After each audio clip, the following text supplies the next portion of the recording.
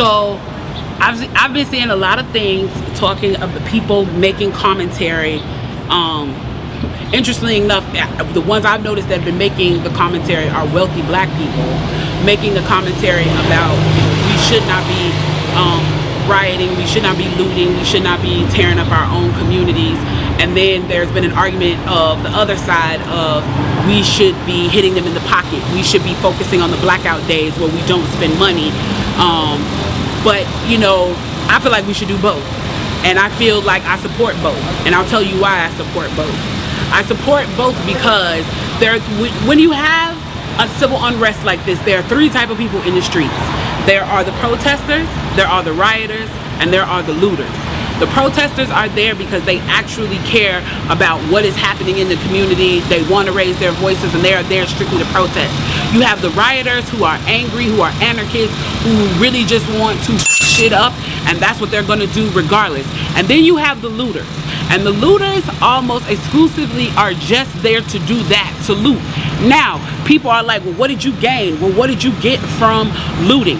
I think that as long as we're focusing on the what, we're not focusing on the why, and that's my issue with that. As long as we're focusing on what they're doing, we're not focusing on why they're doing. And some people are like, well, those aren't people who are legitimately angry about what's happening. Those are people who just want to get stuff.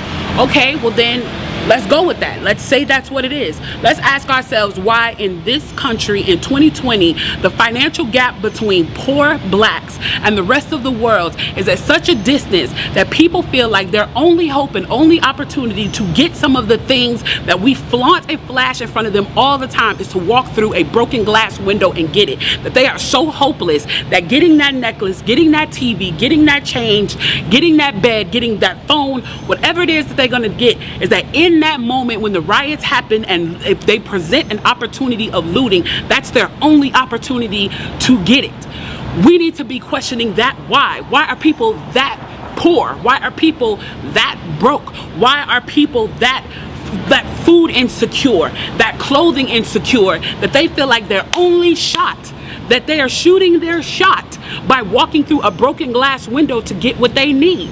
And then people want to talk about, well, there's plenty of people who pulled themselves up by their bootstraps and got it on their own. Why can't they do that? Let me explain to you something about economics in America. And I'm so glad that as a child I got an opportunity to spend time at Push where they taught me this, is that we must never forget that economics was the reason that black people were brought to this country. We came to do the agricultural work in the South and the textile work in the North. Do you understand that? That's what we came to do. We came to do the agricultural work in the South and the textile work in the North. Now, if I right now decided that I wanted to play Monopoly with you, and for 400 rounds of playing Monopoly, I didn't allow you to have any money, I didn't allow you to have anything on the board, I didn't allow for you to have anything, and then we played another 50 rounds of Monopoly, and everything that you gained and you earned while you were playing that round of Monopoly was taken from you. That was Tulsa, that was Rosewood. Those are places where we built black economic wealth, where we were self-sufficient, where we owned our stores, where we owned our property, and they burned them to the ground. So that's 450 years. So for 400 rounds of Monopoly, you don't get to play at all. Not only do you not get to play, you have to play on the behalf of the person that you're playing against.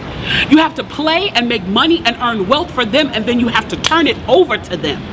So then for 50 years, you finally get a little bit and you're allowed to play. And every time that they don't like the way that you're playing, or that you're catching up, or that you're doing something to be self-sufficient, they burn your game. They burn your cards. They burn your Monopoly money. And then finally at the release and the onset of that, they allow you to play and they say, okay, now you catch up. Now at this point, the only way you're going to catch up in the game is if the person shares the wealth, correct? But what if every time you share the wealth, then there's psychological warfare against you to say, oh, you're an equal opportunity hire. So if I played 400 rounds of Monopoly with you and I had to play and give you every dime that I made, and then for 50 years, every time that I played, if you didn't like what I did, you got to burn it like they did in Tulsa and like they did in Rosewood, how can you win? How can you win? You can't win. The game is fixed. So when they say, why do you burn down the community? Why do you burn down your own neighborhood? It's not ours. We don't own anything. We don't own anything. Trevor Noah said it so beautifully last night. There's a social contract that we all have. That if you steal or if I steal, then the person who is the authority comes in and they fix the situation. But the person who fixes the situation is killing us. So the social contract is broken. And if the social contract is broken, why the f do I give a shit about burning the Football Hall of Fame, about burning a Target? You broke the contract when you killed us in the streets and didn't give a f. You broke the contract when for 400 years we played your game and built your wealth. You broke the contract when we built our wealth again on our own, by our bootstraps in Tulsa, and you dropped bombs on us. When we built it in Rosewood and you came in and you slaughtered us. You broke the contract, so f your Target. F your Hall of Fame. As far as I'm concerned, they could burn this bitch to the ground. And it still wouldn't be enough. And they are lucky that what black people are looking for is equality and not revenge.